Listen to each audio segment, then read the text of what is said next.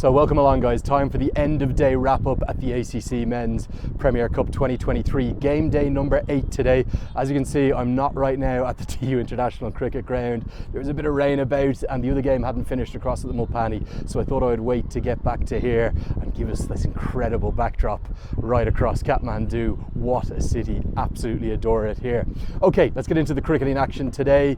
Two games that really weren't going to matter a huge amount, well certainly for two of the teams, because Malaysia and Qatar up at the Mulpani ground, they were both already eliminated, but they played out a thriller, albeit a shortened game, 35 overs aside, and Syed Aziz got his side over the line. Delighted for him and Bilal Assad and everyone involved with the Malaysian side. They're a great team, they're a really good organisation who are doing some brilliant things on the ground. 4 points, 2 wins from 4 isn't going to be enough in Group A, because with 2 games to go in Group A, it all comes down, the second spot anyway, to tomorrow. That's going to be at the TU International Cricket Ground. I think Saudi Arabia, they've got a big chance against Oman. Oman will be big favourites going in, but with no Aqib Ilyas and of course no Kaur Ali either, who's not in the squad.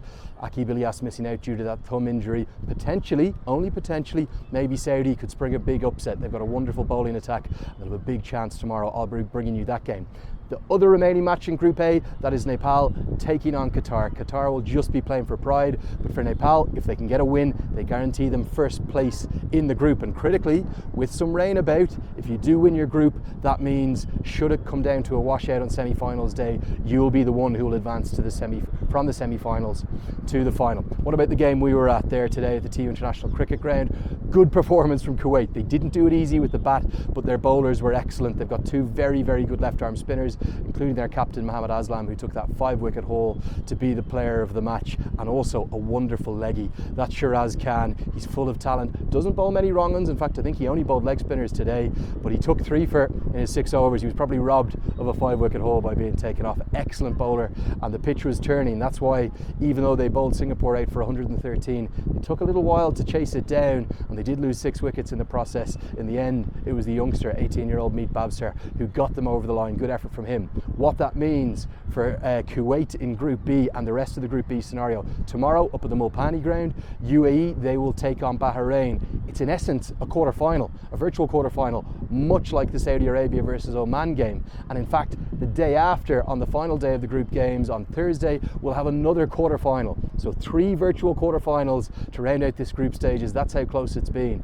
So tomorrow, whoever wins between the UAE and Bahrain will qualify for the semi-finals. Whether it will be in first or second, we'll have to wait and see, because there's a game on Thursday, and that will be Bahrain, where they will have to, who are they taking on? Let me see if I can remember. Hong Kong, of course, the unbeaten Hong Kong side. If Hong Kong win that, they will top the group for sure, and it means that they will then play second place in Nepal's group. So right now, if we're looking at some potential virtual semi-final lineups, what do I think is most likely? Well, Nepal should win Group A. That's for certain. I expect them to beat Qatar in a couple of days' time. Who will they take on in second place? Could be anyone really. Could be Bahrain, could be Kuwait, could be UAE. Let's wait and see. Then in second place in that group, you'd have to fancy Oman to beat Saudi Arabia, but don't rule Saudi Arabia out. And if Hong Kong can keep winning, they'll win Group B, and they will take on the second place in Group A. It's all to play for with just 1 day to go. I think that about wraps it up for today. Don't think we've got anything else to run through. Oh, one final thing. What we're going to do tomorrow, thanks to the guys at MyPay who are helping me out with some free tickets. I haven't worked out how we're going to do it yet, but we're going to give away as many as 20 free tickets for Nepal's home game on Thursday. That is going to be against Qatar, so a great chance to come along. Not really too sure how we're going to work it yet, but give me a follow or subscribe to this YouTube channel and we'll work out how to do it. We'll make sure it's really fair. Everyone's got a chance. Maybe we'll do it as 10 pairs of tickets. And what I might do, as we take a look around my surroundings, maybe I'll flip this camera around and give you one more look at the wonder of this brilliant city. Let's flip it around. There it is, Kathmandu. How can you not love this place? Surrounded by mountains and hills and beauty everywhere. It spans really the entire 360 degrees. I absolutely love it here in Kathmandu. That's going to wrap it up for today. I'll see you tomorrow, guys.